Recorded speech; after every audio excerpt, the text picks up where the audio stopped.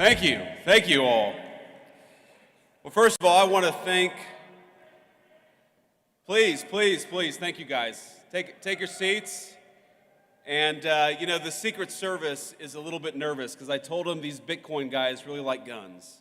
But they really like the President and Vice President of the United States, too, so I think we're doing okay.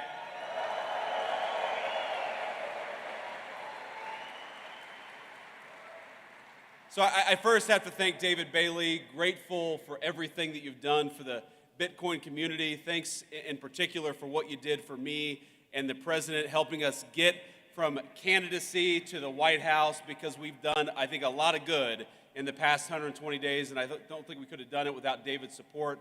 I want to also thank the Winklevoss brothers, Tyler and Cameron. These guys are out here somewhere.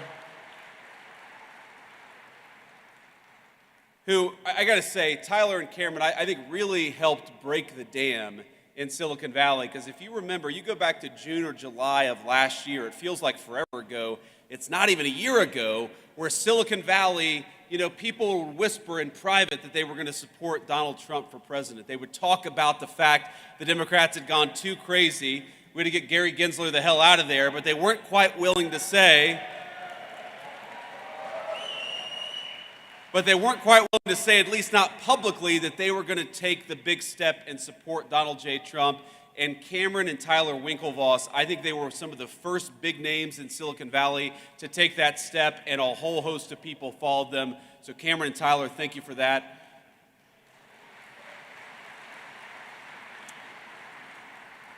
And of course, I want to thank the good people at Coinbase, the organizers of this event, and everybody who made this incredible event possible. It's great to be here with Bitcoin at 108,000, at least when I checked this morning, and as Vice President of the United States. It's great to be here.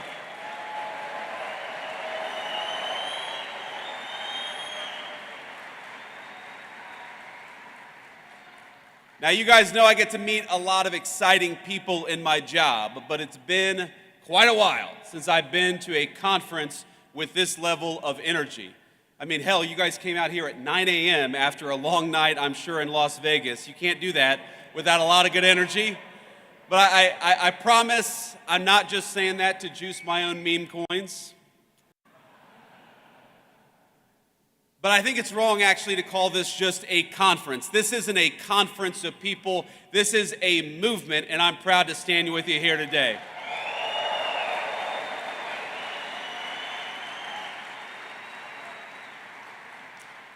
And I think this conference, this movement of people, is where the future of cryptocurrency in this great country gets decided.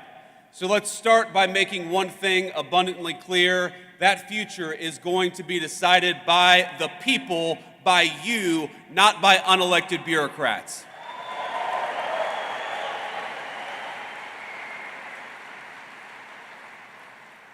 Now, as you all probably know, you've got a star-studded lineup here today, including several of my colleagues in the Trump administration. David, Bo, Hester, I know you're all out there. It's great to be among so many friends and allies. So, I want to speak for just a few minutes about a few things, and I want to talk a little bit about what we've done in the Trump administration. I want to give you a rundown of what this administration is doing on digital assets policy. But I also want to talk about some of the principles that help guide us as we develop this policy. But before that, I want to speak about why I'm personally optimistic about crypto and what it means for the American people. Now, people ask me why I tend to be bullish on the future of innovation in this country.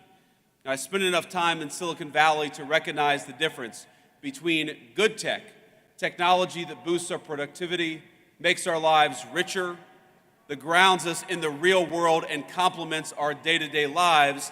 That's the good technology, but there's also some bad technology out there.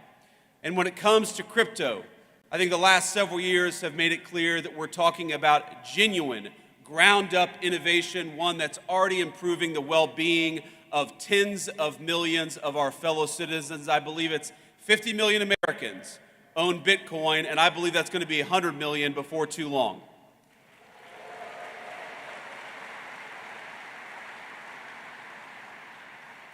But it's not just about Bitcoin and about the value that's been generated, the wealth that's been generated by so many millions of our fellow citizens. Through decentralized finance, crypto has transformed how Americans transact with one another. It's expanded access to banking for many who may not otherwise have had it. And every single day, I feel like I see some groundbreaking new use of blockchain tech, whether it's in supply chain management, whether it's in hospitals, or whether it's in changing how we track and store patients' private health records. But for each of these new forward-looking applications, I also feel like there's an incredibly conservative element to crypto technology, and that's as a hedge. Crypto is a hedge against bad policymaking from Washington, no matter what party's in control. It's a hedge against skyrocketing inflation, which has eroded the savings rate of Americans over the last 4 years. And as you all know well, it's a hedge against a private sector that's increasingly willing to discriminate against consumers on the basis of their basic beliefs, including their politics.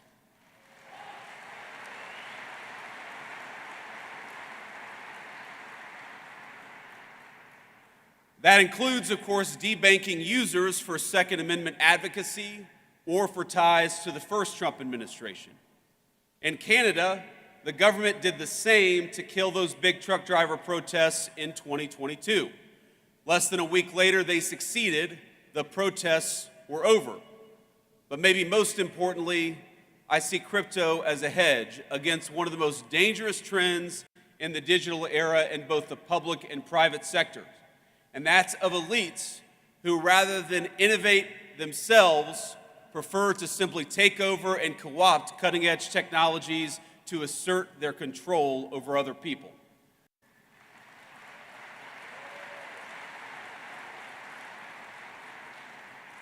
And I know we believe this in this room. That's not Bitcoin. It'll never be Bitcoin, and you guys are going to make sure that happens.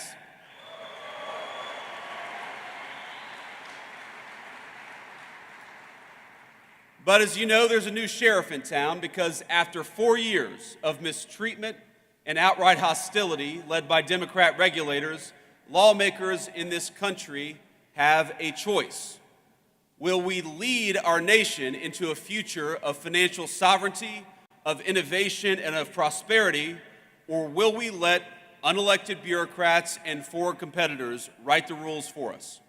And I'm here today to say loud and clear, with President Trump, crypto finally has a champion and an ally in the White House.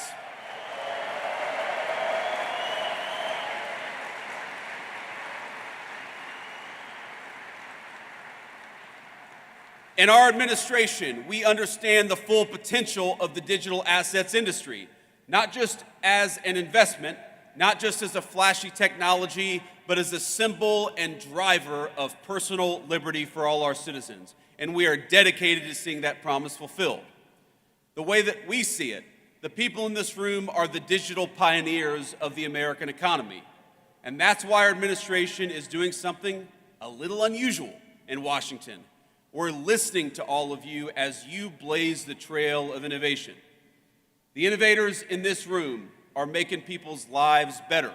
You're pushing boundaries and solving problems, injecting unprecedented transparency into how we do commerce.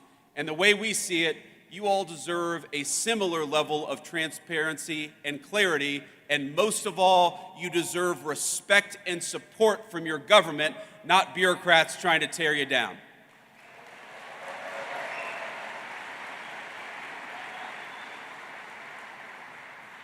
Now that means a few substantive concrete steps, and of course the first and most important of those steps is straightforward. We've got to clean up the wreckage that the last administration left us, and since day one, that is exactly what we've been trying to do.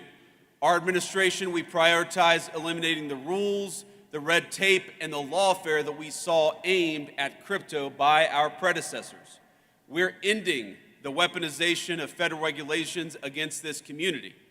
To put it simply, Operation Choke Point 2.0 is dead, and it's not coming back under the Trump administration.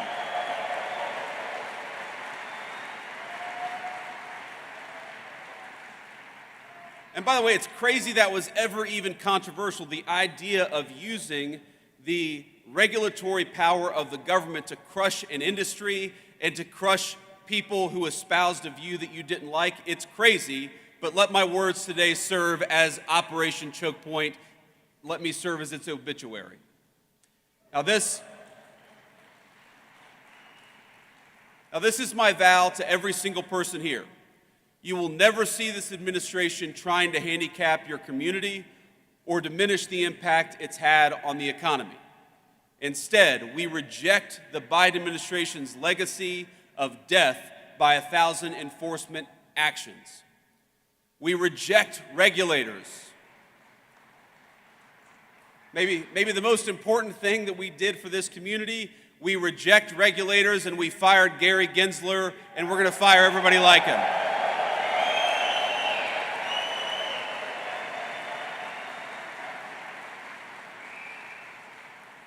And we know that people like Gary Gensler, the game that they played is that under the pretense of consumer protection, they attacked every single effort to democratize our financial markets, and that is over.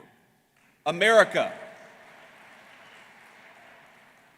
I grew up in a working class family. I believe that America is a place where anyone should be able to make a fortune, no matter where you grew up, what degree you may or may not have. And in recent years, I'm hard-pressed to think of a better place to do so than right here in the digital assets industry.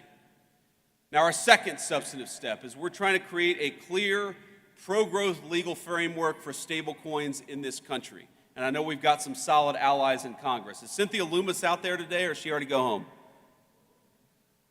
Well, you know, I was supposed to have dinner last night with Cynthia Loomis. We had a little event yesterday. And I looked around, I said, where the hell is Cynthia Loomis? And somebody said, well, she's got a dinner she had to go to. And I said, I'm the vice president. Unless she's having dinner with the president, Cynthia does not have an excuse to skip this event. But we love Cynthia, and I know that she's one of the great advocates for your industry in the United States Congress.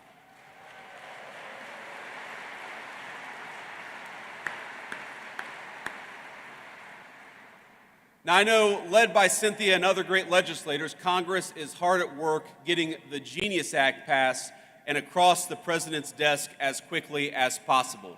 And that's an important step. It's with good reason, because regulatory uncertainty in this country has pushed way too much stablecoin activity overseas over the last few years.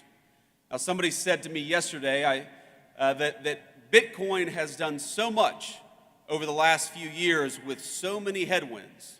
Wouldn't it be nice to have a government that provided some tailwinds to one of the fastest growing industries in our country? And that's what we aim to do.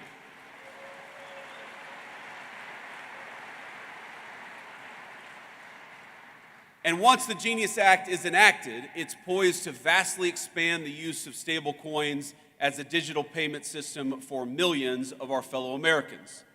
It'll also protect coin holders and inject further transparency into the market. And let me be emphatic on one other point. In this administration, we do not think that stablecoins threaten the integrity of the United States dollar, quite the opposite.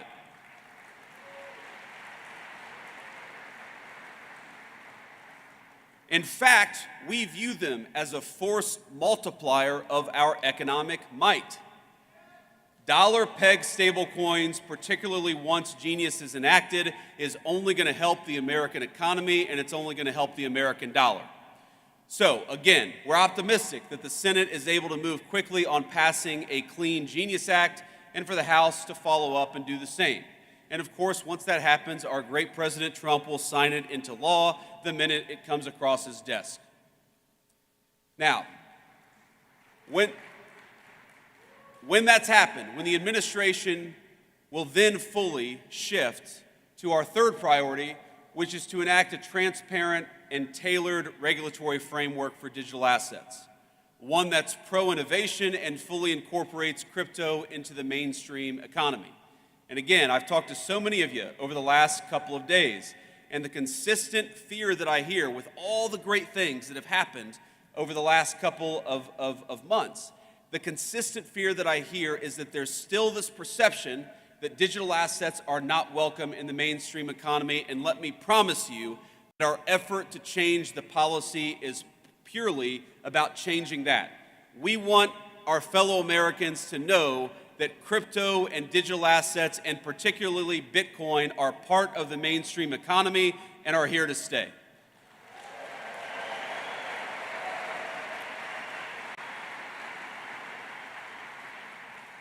Now, we think the way to do that legislatively, because again, I hope that our party is in charge for a long time, but nothing is ever guaranteed in politics. So the best way to ensure that crypto is part of the mainstream economy is through a market structure bill that champions and doesn't restrict the extraordinary value that Bitcoin and other digital assets represent. Right now, in this Congress and with this administration, we have a once-in-a-generation opportunity to unleash innovation and use it to improve the lives of countless American citizens.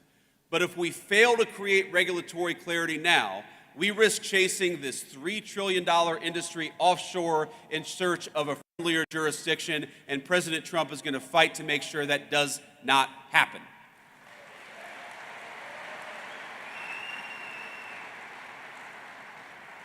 Think about this. By locking in smart, pro-innovation rules of the road, we can also make sure that Democrats or anybody else never wage another war on the crypto community.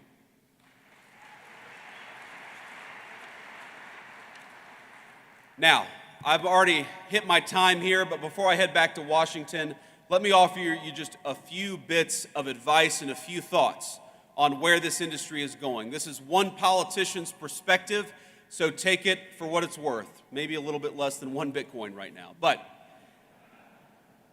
let me say a few things. First of all, I remember when I ran for Senate the first time I'd ever entered politics back in 2022.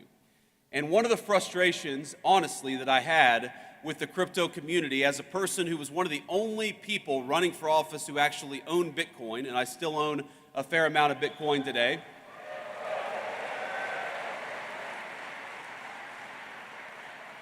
Think about this. This is during that campaign. That's 2021 and 2022. This feels like an eternity ago, but it was only 4 years ago, is that I recognized what so many advocates of Bitcoin recognize, which is what the Biden administration was doing, what Gary Gensler was doing was a disaster, and yet there didn't seem to be any real organization pushing back against it at the political level.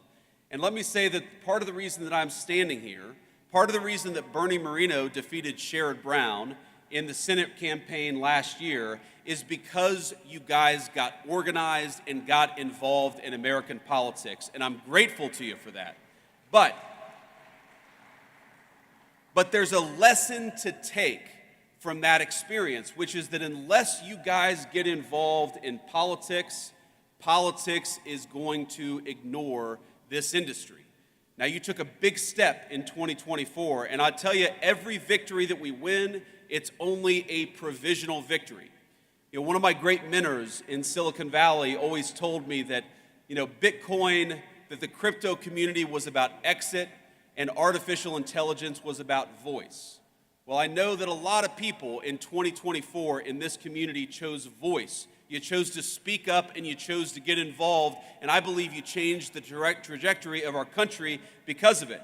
But you got to keep on choosing voice. Bitcoin, of course, people call it digital gold. But while Bitcoin is digital, none of you are. None of us are. What happens in the world of politics, what happens in the world of bureaucracy, it will affect even the most transformational and valuable technologies if we don't make the right decisions. So the first piece of advice, the first thing that I'd ask you is to take the momentum of your political involvement in 2024 and carry it forward to 2026 and beyond. Don't ignore politics, because I guarantee you, my friends, politics is not going to ignore this community, not now and not in the future.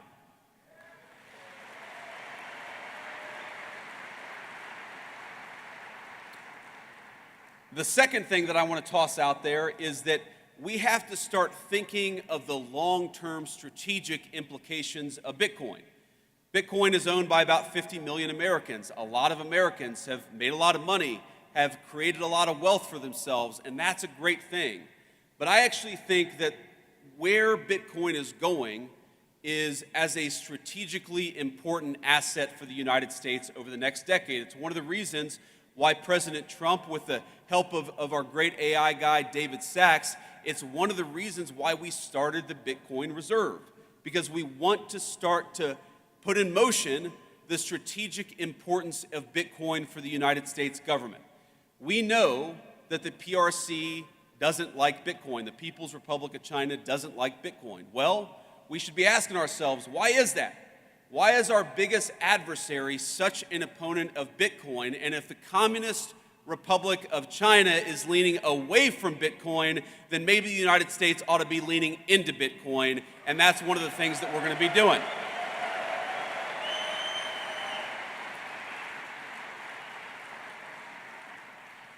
But that's not a vice president standing up here and talking at you. The way that Bitcoin is involved in the strategic future of our country, that's got to be a two-way conversation. And so when I talk about getting involved in politics, one of the things that you guys got to do is continue to give us feedback and continue to tell us the ways in which Bitcoin can play a positive role in the strategic future of this country.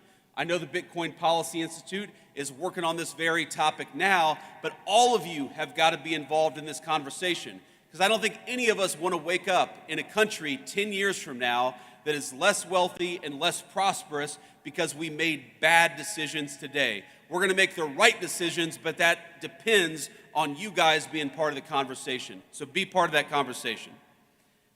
And here's the third thought that I want to leave you with. You know, one of the ways you hear this stated is that crypto is fundamentally a conservative or right-leaning technology, and artificial intelligence is fundamentally a left-leaning or a communist technology. Now, I think that overstates things a little bit in both directions, but there's a fundamental element of truth to it. Now, I haven't been involved in the day-to-day operations of a technology company in about 4 years since I entered politics for the very first time. But what I've noticed is that very smart right-wing people in tech tend to be attracted to Bitcoin and crypto, and very smart left-leaning people in tech tend to be more attracted to AI. Again, that's a gross generalization, it's an overstatement, but there's an element of truth to it. But what I'd ask you all is to remember that what happens in AI is very much going to affect, in good and bad ways, what happens to Bitcoin. And of course, what happens to Bitcoin is very much going to affect what happens in AI. So, while this is certainly a Bitcoin conference, and I know we're all proud of what you guys have accomplished over the last 10 years, my final piece of advice is to make sure you're keeping tabs on and staying involved in what's happening with artificial intelligence, because I don't want Bitcoin to be negatively affected by what happens in AI, and most importantly, I don't want America to be negatively affected by what happens in AI. And the best way to ensure that smart people are at the AI conversation is to ensure that Bitcoin is part of the artificial intelligence conversation. Our administration is committed to it. I want you guys to be committed to it as well.